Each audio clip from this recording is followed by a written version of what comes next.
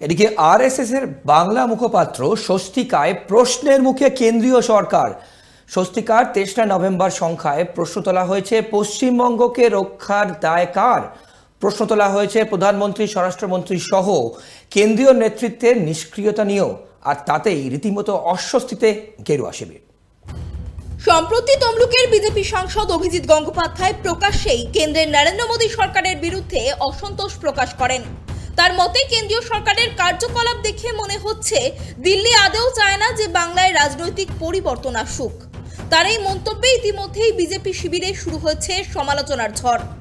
এবার এই বিতর্কে নতুন মাত্রা যোগ হয়েছে রাষ্ট্রীয় স্বয়ংসেবক সংঘের সৌজন্যে। আরএসএস এর বাংলা মুখপত্র স্বস্তিকার ৩রা নভেম্বরের সংখ্যায় শিবেন্দ্র ত্রিপাঠীর একটি প্রবন্ধে কেন্দ্রীয় সরকারের ভূমিকা নিয়ে প্রশ্ন তোলা হয়েছে। পশ্চিমবঙ্গকে রক্ষার দায় কার, শুধু বাঙালি হিন্দুর নাকি ভারত সরকারেরও? ওই নিবন্ধে লেখক মহাভারতের উদাহরণ টেনে লিখেছেন, সেদিন যেমনভাবে ধৃতরাষ্ট্র ছিলেন নিশ্চুপ, ভীষ্ম, দ্রোণাচার্য, কৃপাচার্য সকলে বসে অসহায় দ্রৌপদীর বস্ত্রহরণ দেখেছিলেন, ঠিক তেমনভাবে আজ বঙ্গজননীর সম্ভ্রম রক্ষার দায়িত্ব তাদের হাতে। তারাও আজ সকলে নিশ্চুপ।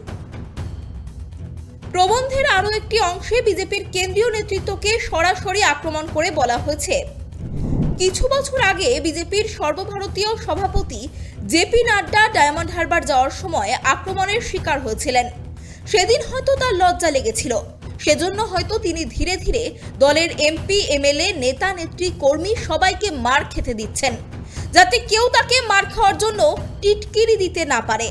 কিন্তু দেশের কর্ণধারদের জেনে রাখা প্রয়োজন, এই পশ্চিমবঙ্গই ভারতকে রক্ষার একমাত্র গ্যারান্টি। কেন্দ্রের চরম অবহেলাতেই আজ এই পশ্চিমবঙ্গ বাংলাদেশি জিহাদি ও রোহিঙ্গাদের সেফ শেল্টারে পরিণত হয়েছে। শুধু তাই নয়, নিবন্ধে প্রধানমন্ত্রী নরেন্দ্র মোদীকে নিশানা করে লেখা হয়েছে, বাংলার প্রতিকূল সময়ে যার রাজ্যবাসীর পাশে থাকা উচিত, সেই দেশের শীর্ষ কর্তাও নাকি রাজ্যের শাসক দলের নেত্রীর সঙ্গে দিদি ভাইয়ের মধুর সম্পর্ক রক্ষায় ব্যস্ত। রাজনৈতিক মহলের একাংশের মতে, তৃণমূল ও বিজেপির মধ্যে সেটিং তত্ত্ব নিয়ে বামেদের অভিযোগ বরাবরই ছিল। স্বস্তিকার এই লেখায় সেই ধারণাই যেন আরও জোরালো হলো। ত্রয়ন চক্রবর্তীর রিপোর্ট, কেটিভি বাংলা।